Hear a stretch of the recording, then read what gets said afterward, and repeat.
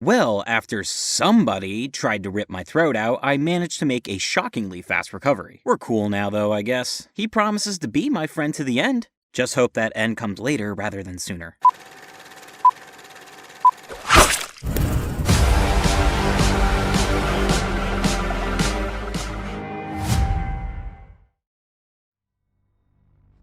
Happy New Year, everybody. Welcome back to another episode of Real Horror. I'm Tensa, and today we're kicking off 2021 with a new franchise review, starting with everyone's favorite killer doll in 1988's Child's Play. In 1985, while studying at UCLA, Don Mancini became fascinated with the idea of creating a movie that dealt with a killer doll, inspired by the Talking Tina episode of The Twilight Zone and film Trilogy of Terror. However, he wanted to create something where the doll could be treated as a full-fledged character. It was then he wrote a script titled Blood Buddy. In my original script, the doll is actually a sort of supernatural manifestation of the boy's id. In a rite of brotherhood, the little boy cuts his thumb, the doll's thumb, and mixes their blood together, and it's after that that the doll comes to life. David Kirshner, who had been working on Family Entertainment at the time, read the script and decided this was something he wanted to work on instead. However, he wanted to make some adjustments to the script and brought in someone who would eventually go on to direct the film, Tom Holland.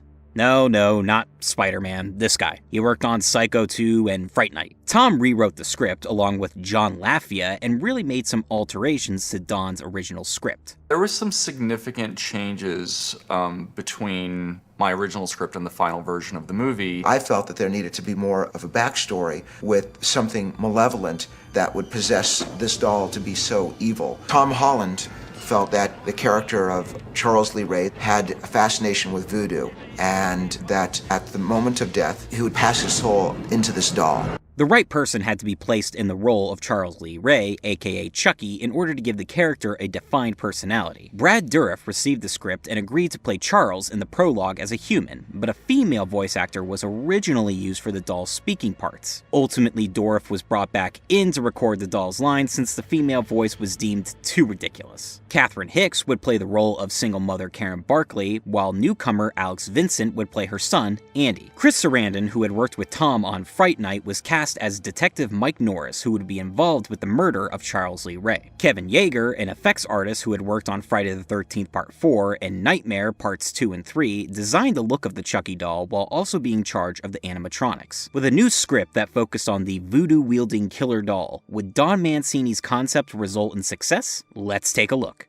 So the movie begins in what feels like mid-scene with Charles Lee Ray, the Lakeshore Strangler, being chased by Detective Mike Norris. After Charles is shot in the leg, his getaway driver, Eddie, thinks it's too risky and takes off without him. Not sure why a strangler would need a getaway driver. Charles takes refuge in a nearby toy store, but a shootout with Norris leads to him getting fatally shot. Oh God, I'm dying. Sounds like he's more annoyed than in pain. Claiming he needs to find somebody, he stumbles upon a supply of good guy dolls. This appears to be perfect for him as he says a chant while holding a doll that leads to a lightning strike that causes the toy store to explode. Norris finds Charles dead, but a lingering shot suggests he isn't truly gone. Fade to the Barkley house where little Andy is celebrating his birthday by making his mom one of the worst breakfasts you'll ever see. He's all decked out in good guy clothes, watching the Good Guys cartoon, and spots an advertisement for the Good Guy doll. This is a subtle nod to one of Don Mancini's original intentions with the film to show the effects television marketing has on children. After waking up his mother Karen, Andy drags her out into the living room so he can open his gifts, eyeing up the big box shaped like a good guy doll. What do you think? You need these clothes so badly. Hey, I think they're going to be okay. We'll just have to take them up just a couple of inches. Ah, that's okay, Andy. Mom got some toys for you as well. Well, what do you think? I want a good guy to go with it. Damn, Karen trolled this kid hard. Here's a huge box of clothes. Don't worry though, I got you accessories to the thing you don't have. That's like giving him a PS5 controller when he doesn't have the console. I know, she's a single mother and couldn't save up the money. I just like being incredibly facetious. Later at work, Karen's best friend Maggie tells her there's a peddler out back selling a good guy doll. Desperate to get it for Andy, she agrees to pay the man for it. but we don't even know if the damn thing works. There you go, lady. May it bring you and your kid a lot of joy. Thank you. Joy? Think the only thing that doll is bringing is chaos and mental anguish. Back inside, Karen's stuffy boss informs her that she can leave to pick up her son, but she has to come back to work a later shift. With this bit of shitty news, Maggie agrees to babysit Andy. When Karen returns home, she reveals her surprise to Andy. What? This isn't groceries. Well, yeah, last time I checked, people don't wrap their groceries up in giant boxes. Regardless, Andy is so excited and grateful to his mom for getting him his new pal, Chucky. That night, while being forced to play with Andy, Chucky overhears on TV that his accomplice Eddie escaped jail. Wanting to know more, he asks Andy for a favor. Aunt Maggie, Chucky wants to watch the 9 o'clock news. Talk like this? You know, where everything has a question mark at the end of it? With an upward inflection at the end of every sentence? Maggie sends Andy off to brush his teeth, but oh my god, Chucky is back in the living room getting his daily news intake. Angry that she thinks Andy disobeyed her, she sends him off to bed. Chucky takes this opportunity to sneak out and cause a little bit of mischief. He races past Maggie in a creepy shot and starts messing with her to scare her. After a tense moment, there's a phone call jump scare from Karen who just wants to check in. But after hanging up,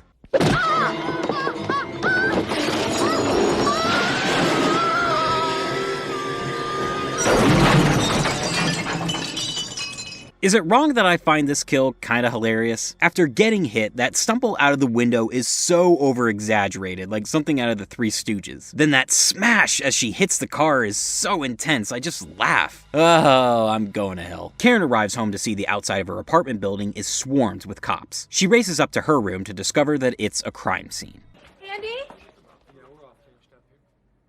The fuck is this guy doing? We're at the scene of a murder, but I'm just gonna prop up my feet and read the paper while the others figure it out. Detective Norris is on the case and reports to Karen that Maggie was killed after being pushed out the window. He suspects Andy of foul play when he points out the little flower footprints on the counter and notices Andy's sneakers have the same prints. Karen doesn't care for his suspicions and orders him to leave, but before he can, he hears Andy tell his mom that it was Chucky on the counter. Of course no one believes him, but after everyone else leaves, there's an eerie moment when Karen overhears and walks in on Andy talking to Chucky. He tells her that Chucky told him his real name is Charles Lee Ray and that he was sent by his dad from heaven to play with him. He also had some choice words for Aunt Maggie. He said Aunt Maggie was a real bitch and got what she deserved. Well, he's not wrong, but that doesn't give him the go-ahead to push her out of a high-rise apartment building. Andy tries to convince Karen that Chucky is alive, but her anger and disbelief pushes him to apologize and say he'll stop making up stories. However, after he's left alone, he tells Chucky that he was right when he said she wouldn't believe him. The next day, Karen drops Andy off at school, but he slips past everyone and sneaks out. He then gets on a public train guided only by his supposedly haunted doll and gets off at Bumtown, Chicago. Not once on the train or outside is this kid confronted by a concerned adult. They find Eddie's hideout, but Chucky ditches Andy to race inside. He turns on the gas on the stove, alerting Eddie of an intruder. He blindly fires a few shots, which Andy hears and decides to actually run towards. As he wanders outside, Eddie creeps into the kitchen and fires his final shot.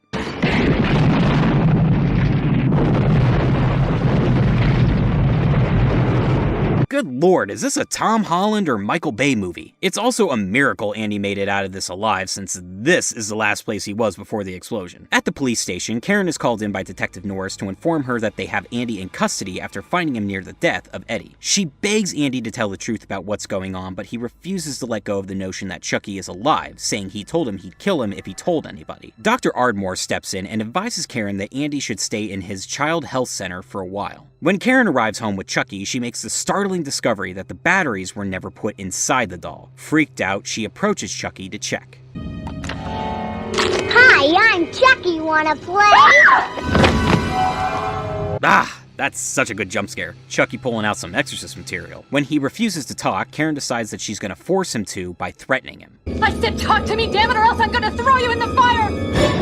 You stupid bitch! You filthy slut! Did you fuck with me? I think a ton of people find this to be incredibly stupid, but I love this reveal. They toy around for a while, only showing POVs and Chucky as a regular doll. So when you finally see him come to life, it's like, oh shit, Andy was right. It's a great shock to see him in all his glory, flailing around and swearing like a sailor. There's a bit of a tussle between the two, Chucky getting in a nasty bite before he takes off without a trace into the night. Karen finds Norris to tell him that Andy was right and Chucky is alive. He thinks she's cuckoo even after she shows off the bite mark, so she leaves to find the peddler who sold her the doll to get some information. She does find him and nearly gets assaulted until Norris shows up to save her. He gets the peddler to reveal that he found the doll at a burned down toy store, the same place where Norris killed Charles Lee Ray. Karen gets Charles's address to continue her investigation even though Norris thinks she's nuts. He stops by his precinct to pull Charles's file, but after returning to his car, there's a surprise attack from Chucky in the back seat. Trying to strangle and stab him, Chucky helps create a fairly wacky, out-of-control car scene.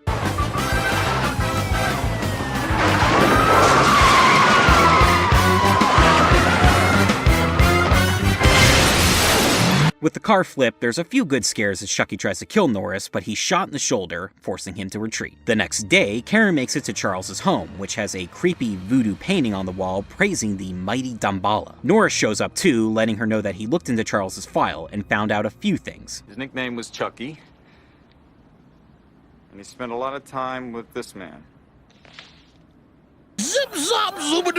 The man's name is actually John, but unfortunately for him, Chucky shows up to his place looking for information. John tells him that he's turning human in the doll body and won't be able to leave it once he's fully turned. He refuses to tell Chucky how to stop that transformation, so Chucky pulls out a voodoo doll of him to torture the answer out of him. Yeah, John, not something you want to leave out in the open for your customers to find. He finally succumbs to the pain and tells Chucky he must transfer his soul into the body of the person he revealed his true identity to, which was Andy. Well, John, it's been fun, but I gotta go.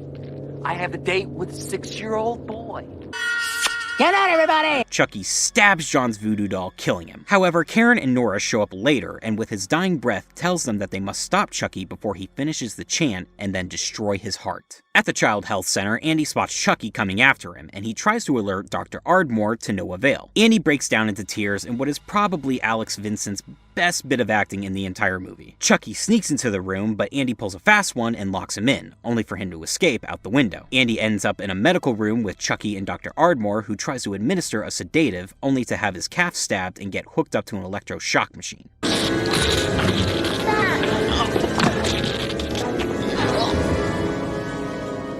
Karen shows up to the health center with Norris, who finds out from his partner Jack about Ardmore's death and that Andy escaped the building. Andy managed to make it all the way back home and boards up the door to the apartment. Chucky isn't far behind though, as he shares an elevator ride with an old couple. Ugly doll. Fuck you. He breaks in by using the chimney. I know they're on the top floor, so it's possible, but I didn't think apartments were capable of having functional chimneys. Armed with a bat, Andy prepares to fend off Chucky.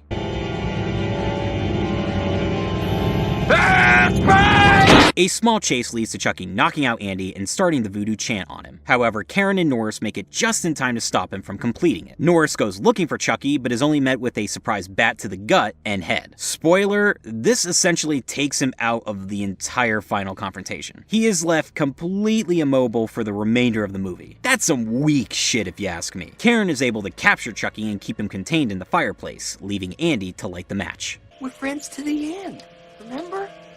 This is the end, friend. Such a badass line that even Schwarzenegger would be proud of. Chucky is burnt to a crisp, and it does look like the end. But when retrieving first aid for Norris, Andy discovers that Chucky's body is gone and gets slipped up. Hello, Andy. So this burnt up Chucky chases them around for a bit until Karen is able to shoot off his head, arm, and leg. 'Tis but a scratch. Jack randomly shows up and calls for backup. Norris tells him about Chucky being alive and to stay away from the parts scattered out in the hallway. Naturally, he goes out there, picks up the head, brings it back to the room, and taunts the group. Come on, look, it's as dead as they come, it's dead! Dear God, this thing won't give up. It's funny as the head gives orders to the body to kill all of them. Norris finally does something and shoots him in the heart, killing him, but not before one last phrase. The crew gathers themselves and leaves as the police arrive, but we end on Andy giving his friend till the end one last look. Leaving the door open for a sequel, I get it. My overall thoughts on Child's Play 1988. It's definitely one of my favorite slashers. I grew up absolutely terrified of Chucky. I couldn't look at him without hiding in fear. It took me years to ease into the series, and eventually I got over it enough to actually love them and Chucky. Some people may find the premise dumb, but there are also many out there freaked out by dolls. You know the thing about a doll?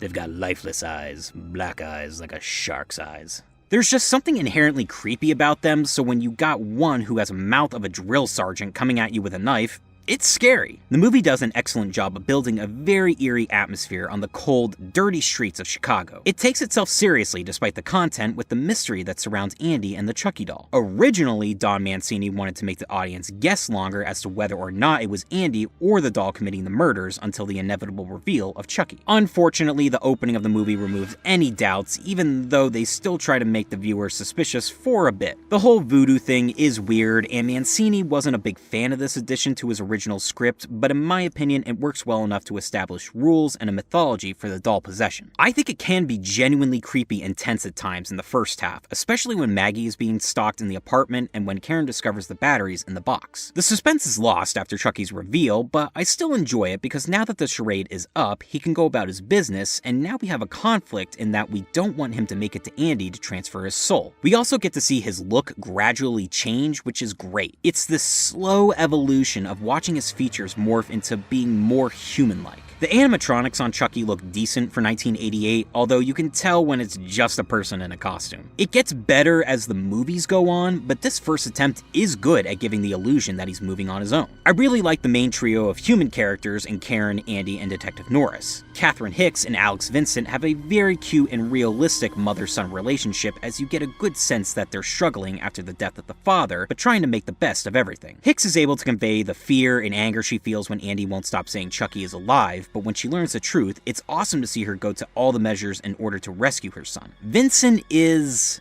fine. He's definitely a cute kid, and you beg people to believe him about Chucky. However, his acting is rough in spots with his line delivery, but I don't want to give a 6-year-old too much grief. Sarandon does a good job trying to be the hard-ass detective. Norris can be a little frustrating when he refuses to believe Karen, even though the evidence she gets for him points to Chucky coming back to fulfill his dying promise to kill again. Once he partners up with Karen, he's easier to root for. But of course, the standout character is Chucky. Love Brad Dourif's voice acting here, kind of throwing in a bit of Jack Nicholson into his performance along with an iconic laugh. While you're not completely rooting for Chucky, Dourif somehow makes you enjoy the character through all the yelling, screaming, quips, and swearing. It does get a little ridiculous by the end that Chucky's surviving being burnt and having his limbs shot off even though he's supposed to be turning more human, but it's a possessed doll, so just roll with it. The kills honestly aren't that special. I find Maggie's and Eddie's hilarious, John's a little sad and nonsensical, but Dr. Ardmore's is cool with the electroshock machine frying his head and face. Finally, I'd say I like the score a good deal. It's used appropriately to build suspense, and the final theme that plays over the credits has a creepy, childlike innocence to it which fits the mood for the whole film. So while some may find the premise ridiculous, I love this movie for being able to make the concept of a killer doll scary, building good tension, having likable protagonists, and a fun antagonist. I give Child's Play 1988 4.5 good guy dolls out of 5.